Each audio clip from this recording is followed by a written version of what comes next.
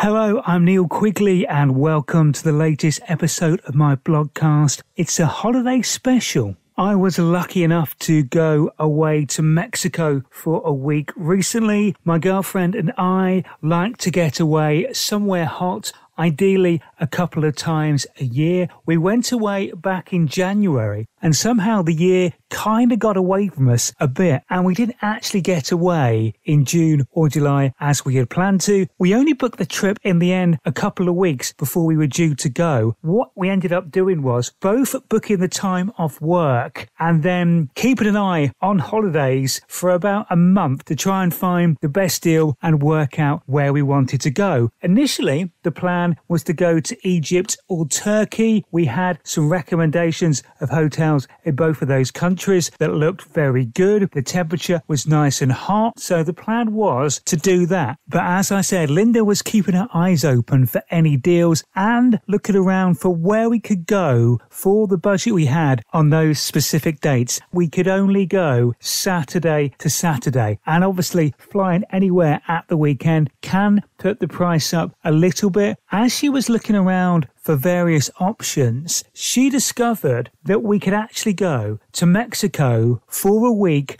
for round about the same price we were going to pay to go to Egypt or Turkey. She had been to Mexico a couple of times before. The weather out there is very hot at this time of year, and she had thoroughly enjoyed herself the two previous occasions she had been to the country. Therefore, and if I'm honest, I didn't take much persuaded, we decided to book this all-inclusive resort in Mexico for the week, flying from Birmingham Airport. Neither of us had flown from there before, but it did make the holiday cheaper to fly from there, so we thought, give it a try. As it happened, the day before we were due to fly out, and we had quite an early flight, it was my mum's 75th birthday. Obviously, we had to pop in and see her Friday evening to spend a bit of time with her, hand over her presents and help her celebrate. That meant we didn't get home and to bed till about 11 o'clock, and we had to be up at 4 a.m. to get to the airport in time for our flight. Luckily, I'm very good at getting up in the morning. I'm up about straight downstairs, putting the kettle on and getting things moving. So we did leave on time and got to the airport as planned. She had organised the on-site parking where you drop your car there and they take it to a secure car park, but you get to leave it about a 5-minute walk from the airport terminal. So that was great. On arrival, I believed we just had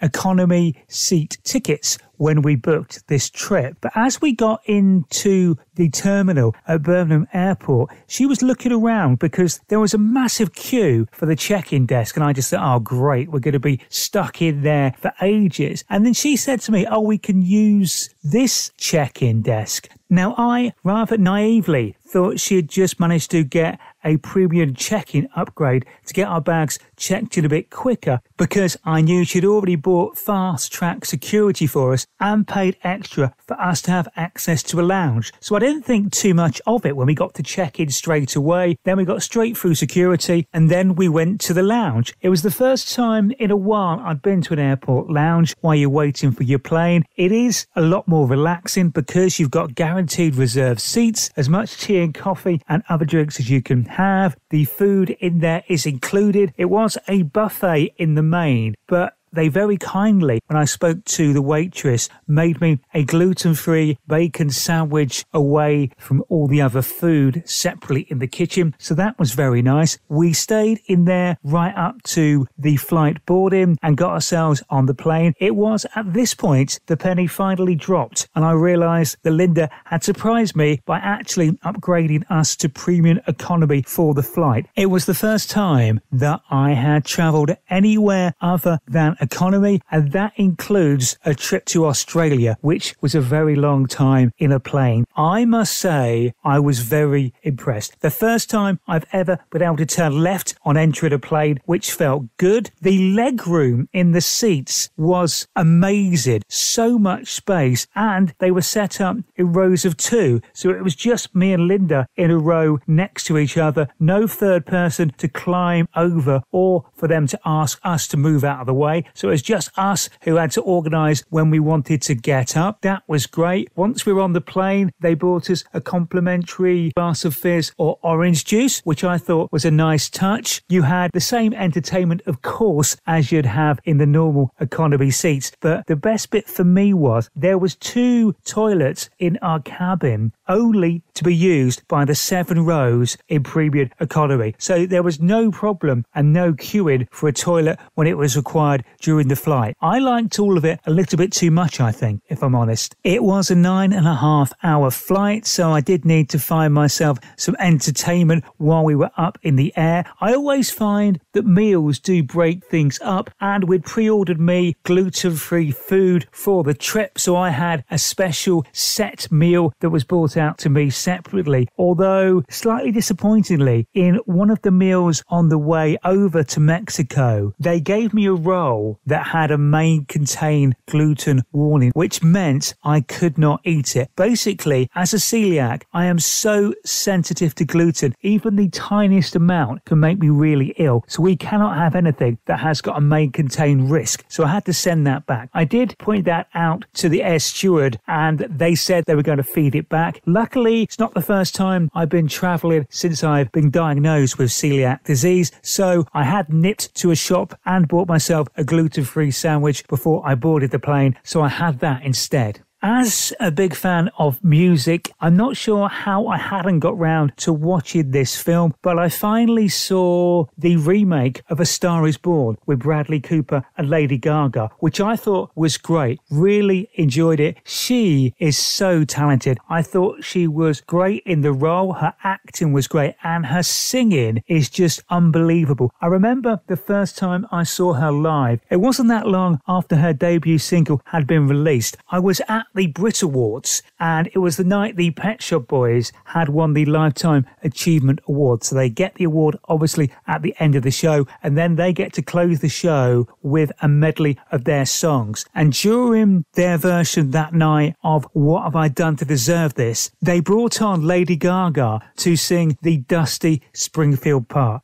Dusty Springfield had one of the greatest voices of all time, and Lady Gaga came on and absolutely nailed that part in the song. It was goosebumps time. Sounded amazing. At that point, I was like, oh yeah, she could really sing. I think she's a fantastic performer, and I really enjoyed the film. It was excellent. And then, because I still had quite a few hours left before we arrived at our destination, I must confess, I did then watch Baz Luhrmann's Elvis movie for the 4th time. I know it back to front now, know it so well. But as a huge Elvis fan, I'm still seeing little bits extra in it that I missed the first time around. So I'm still enjoying it, and I've not ruled out watching it a 5th time as it stands at the moment. We landed in Cancun about 1:30 Mexican time because they are 6 hours behind the United Kingdom. We were warned when we were on the tarmac that it could take a while to get through the airport because it can be very busy sometimes. We got very lucky because we were in premium. We got let off the plane first. We managed to get to immigration and passport control quite quickly and ahead of a lot of other people. So we got through that relatively quickly. Then it's the agonising wait at the carousel for your bags to appear. And then on the way out of the airport, they actually check your bags again. You either get sent to have them scanned through a scanning machine, or someone physically looks in your bag and goes through your luggage. Once that was done, we got to head outside into the sunshine and heat for the very first time. We already had booked a private transfer, so we didn't have to get on a coach and go to lots of different hotels. We waited outside until our designated driver came over and drove just us directly to our hotel. It was quite a long transfer. It was an hour and 15-minute ride to the hotel, basically more or less down just one particular road. So we didn't see that much of Mexico on the way. As we got there, bellboy comes to meet us, takes our cases, sends us to reception to get checked in, so we get all that sorted. It was an all-inclusive resort where they give you wristbands, and nowadays the wristbands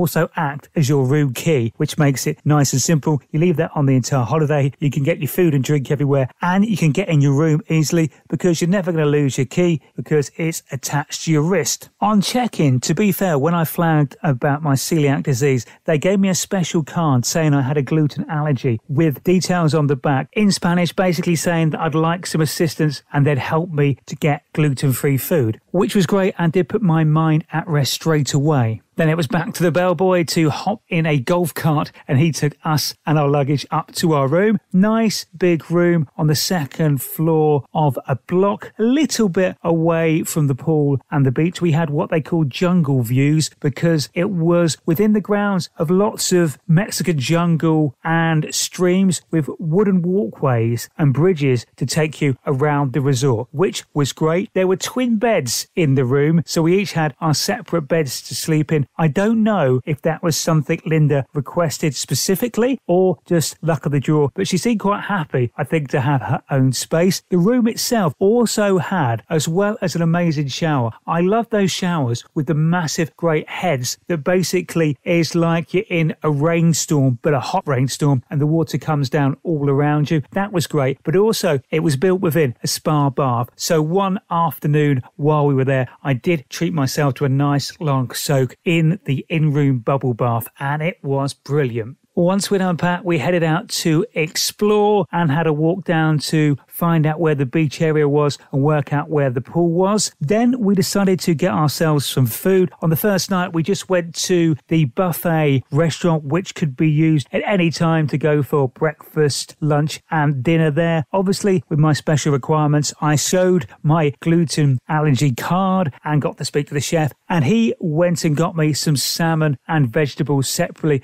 cooked in the kitchen away from everything else. Buffets are not my friend. I can't use them as a celiac because the risk of cross-contamination from all the foods that are out there and people putting stuff on their plate, using the tongs, touching various things on items that may have gluten in. They're no good for me, but the chef very kindly sorted me out, as they did throughout the stay. Mostly for breakfast, I was getting omelettes, again cooked separately away, and they did look after me in those buffet areas. One of the reasons we chose this particular resort is it's attached to two other hotels, and as part of the deal, you get access to some of the bars and some of the restaurants in those as well. So it gives you lots of choice of places where to eat and drink. Lots of the a la carte restaurants they have are bookable. They've got no extra charge, but you have to book while there's tables available. Like everywhere nowadays, the hotel has an app. So we made sure we got ourselves onto the app straight away, and you could book tables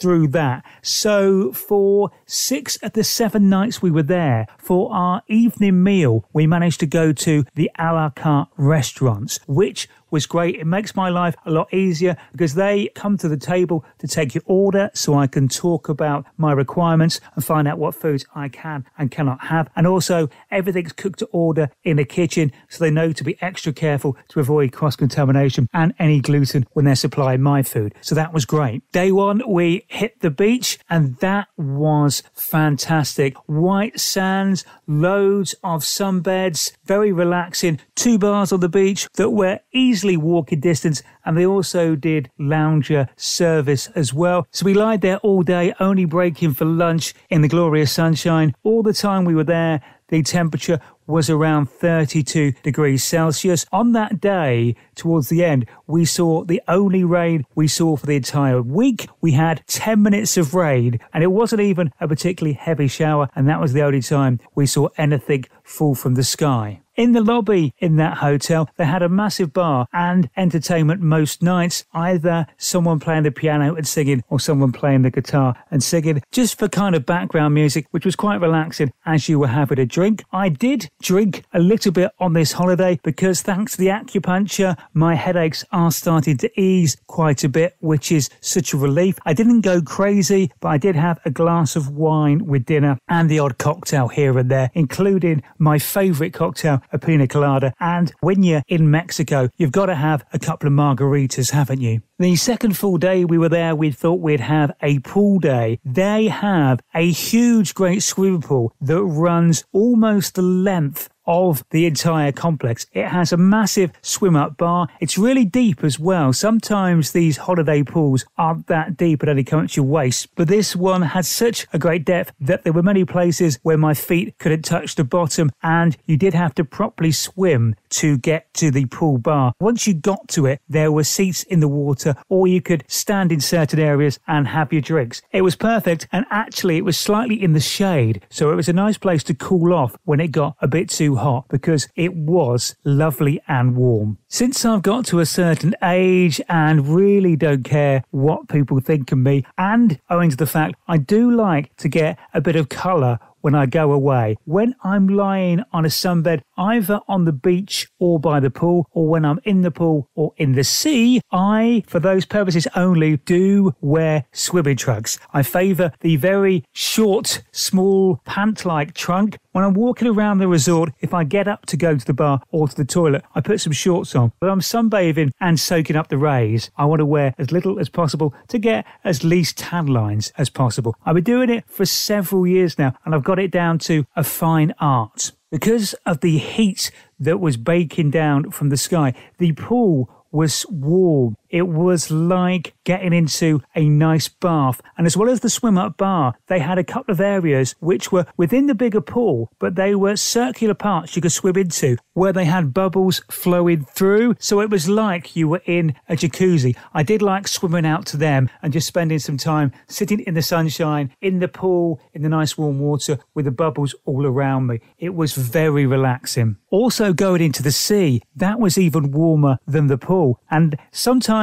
it can be a bit rocky or seaweedy around the Caribbean coast where we were. This beach had none of that. The sand was so flat and smooth. The only thing you had to watch out for, and I only read this sign the second time I'd been into the sea, so I didn't follow these rules the first time I went in, but I got away with it. They do apparently have lots of stingray in the area. Now, they won't attack. They're very friendly, but when they are sleeping, they actually bury themselves under the sand. So they did say on the way into the sea, just make sure you shake up the sand ahead of you, and then they'll just get up and swim off, because if you do stand on one, they're not really aggressive and they won't come and attack you in normal life. But if you stand on one, they do feel a bit threatened and will probably sting you. Luckily, as far as I'm aware, everybody on the beach managed to avoid that. I did have a bit of a swim in the sea, well, more a float really. I just like floating there on my back in the seawater and find it very relaxing. Although somehow I do manage to drink my fair share of the seawater whenever I'm in the sea. There are lots of fish there as well that swim relatively close to you as you wade out. You can go out about 15 meters with the beautiful sand underneath you, and then the water still only comes up to about the middle of your chest. So it's fantastic. I went in the sea a couple of times, absolutely loved it. We were very well looked after in the evenings in the a la carte restaurants. The food was great.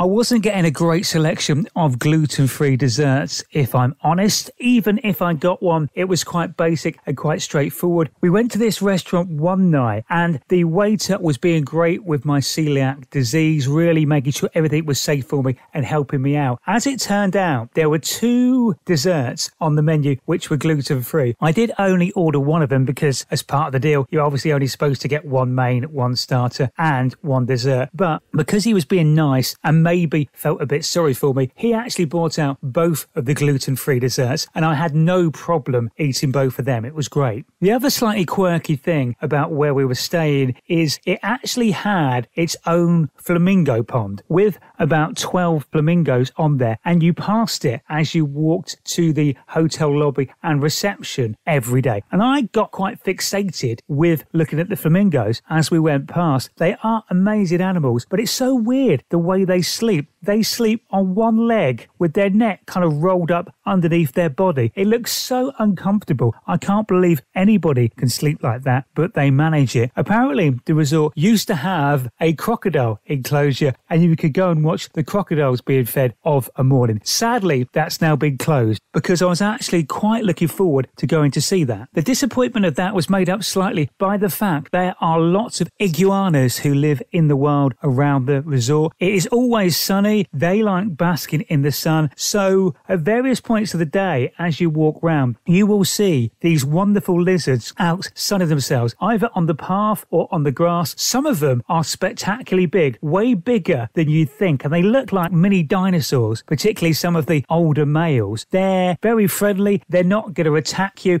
In fact, if you get a little bit too close, they just run away, and they move way quicker than you think. They can run really fast. The hotel also has 2 other regular visitors, creatures I presume which are native to Mexico. One of them looks a bit like a raccoon and the other one looks like a cross between a wombat and a giant rat. You see them wandering around the place quite close to the humans, but they won't attack or do anything. They are scavengers and they will happily accept food of people. Lots of people feed them, which I don't think is necessarily a good idea because surely that will bring them closer in groups, and it does. Sometimes you get massive groups of them appearing when someone starts giving them some food, but it can come back to bite you because they are scavengers, and if you leave any food lying around on your sun lounger and it's unattended, they won't come while you're there. But if you leave it, I saw them on separate occasions lift fruit from people's bags and a packet of crisps as well. So word of advice, don't leave food on your loungers if you're in that particular resort in Mexico. There were a couple of restaurants on the beach which were part of the a la carte package. I think it's great having a meal with the sea behind you. You can see the beach, hear the waves lapping. I think it's really a nice holiday thing. It was very hot and humid. Even during the nights, the temperature didn't go down particularly low. So sitting outside and eating was not a problem at all. It was as warm as being inside. Although, to be fair, in most of the restaurants, there was aircon inside, as there was in the room. One night we did pay to eat out. They did a dinner and dance night called Bravo at the sister hotel that we also had access to. So I bought us 2 tickets to go along to that. It was very well done. The food was fantastic and the staff there were great. The entertainment was a couple of female singers singing songs from the 80s and 90s. There were lots of different dancers and a DJ as well. At one point, 2 of the dancers came out, one dressed as Michael Jackson, one dressed as Freddie Mercury, both with giant replica faces of their heads on, which were slightly caricatured, but were very funny and surreal at the same time. So all the entertainment goes on around you as you're sat there eating. The party continues until 1 o'clock, so you can stay as long as you like. I think we sat it out to about 10:30 and then decided to head back to the quieter lobby bar afterwards. But it was good fun. Had a thoroughly good time there. It was always fun and interesting hearing people sing well-known songs in their own accents. It puts a fantastic slant on things. I am only jealous because I can't really speak any language, so anyone who can sing in a second language gets all my respect. But it does lead to some interesting moments. My favourite of these actually happened several years ago on holiday in Gran Canaria. On the way back from the beach, we used to drop in at a bar for a drink probably every night, me and my mate, when we were out there, and they had this guitarist playing and singing, and he always did the Matthew Wilder song Break My Stride. Now I'm presuming he was not a native English speaker, spoke Spanish and probably just learnt the words to the songs, but on that song, there's a bit that goes, I gotta keep on moving. Every time he sung it, he sung, I got to keep on moving. And every time I hear that song now, I can't hear any other word than mooing, even when I hear the original. And I think it's glorious and brilliant. On our final night in Mexico, we went to the Mexican-themed a la carte restaurant. It made sense. Linda had been having some Mexican food all throughout the week at the buffets. Obviously, I can't touch the buffet, so I hadn't really had much Mexican food all week, so I was looking forward to it. First off, I thought I'd try their guacamole, which they claimed was a local recipe. The interesting thing about the dish was it was topped off with fried crickets. I had, funnily enough, never eaten crickets before, but I do like a bit of a challenge, and I kind of think, well, you never know, one day somehow I might end up on I'm a Celebrity, Get Me Out of Here. So maybe if I start eating some random bugs in preparation, I'll be ready for any of the eating challenges. Anyway, I ordered that. The guacamole part of it was amazing. Probably the best guacamole I've ever tasted. Smooth, tasty, really good. The crickets, very crunchy, and I really couldn't quite make out what they tasted of. Possibly a bit like bacon, I guess. I've since wondered whether that really is a traditional Mexican dish or they just say it is to make gullible tourists eat crickets. Either way, I did it. The main course, again, was recommended personally by the chef because, again, with my gluten-freeness, I had to ask to see him to have a chat about what I couldn't eat. It was a traditional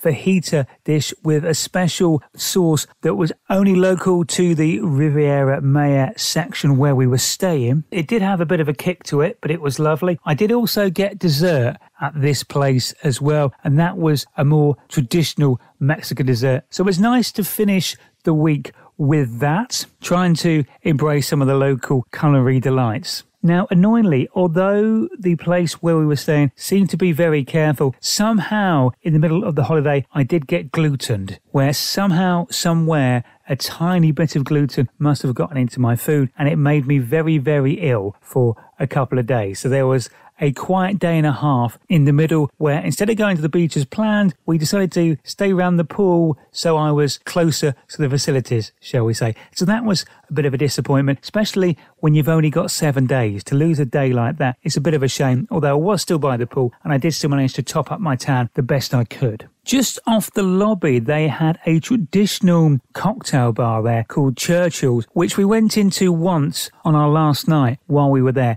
It's very traditional. There's no mixers there. He just made old school cocktails in the cocktail shaker. Nothing too clever, nothing too fancy. Very straightforward. Linda had an old fashioned, which is a cocktail she really likes. I had a passion fruit margarita, which was a bit different, but did taste really nice. We were really lucky with the flight times. The flight back was at 10 to 4. They were going to pick us up in our private transfer to take us to the airport about 11:30, which meant on our final morning there, we could get up at a reasonable time, go and have breakfast and finish packing and get ourselves ready. Got to the airport, no problem. We had the premium economy seats on the return flight as well. So that was great. Once again, first on the plane, plenty of space. I did try to sleep a bit during the flight, but I'm awful at sleeping on planes. Maybe I got a couple of hours sleep and had some food a few times on the way back as well. Once again, the great thing about being in premium economy is that you get let off the plane first. The journey was quicker on the way back. It was about 8.5 hours and they actually got us back 45 minutes before we were due. So we landed at 6:15. The time we were actually due to land was 7 o'clock. And by that time, Linda and I were back in the car and I was driving home, which was great. Was a little bit jaded by that point, but I got us home safe and sound. Soon as I got in, I had a cup of tea, then had a shower, and then headed off to see Tottenham play Arsenal, which was part of the plan. The reason the flights worked so well was that I could get back for the North London derby, and as a season ticket holder, I didn't want to miss one of the biggest games of the season. So I got there in time, having flown all the way back from Mexico, having hardly any sleep, there to support my team, and it was going okay for about 60 minutes, and then we conceded a goal and lost the game. Typical Spurs, they could undo a whole week of relaxing in the sunshine in 90 minutes. I really should know better. Needless to say, by the time I got home from the match, I was shattered, so I had some food, and then it was an early night to try and turn my body clock around. Had a fantastic time in Mexico. Would definitely go back there again. I would even go back to that resort. It had such a great pool area, the beach, lots of bars and restaurants. The entertainment was good and the staff were great as well. Plus, I quite enjoyed being around all the animals. Made me feel a bit like David Attenborough the entire time. Linda does like a holiday to be planned, so she's already looking at planning our next trip. That's pretty much it for the holiday Mexico special. Thank you for listening. Just a quick reminder that you could hear my radio show Saturday afternoons between 2 and 4 at radio9springs.com. That is it for now, though. Look after yourselves and each other, please, and I'll speak to you soon. Bye-bye.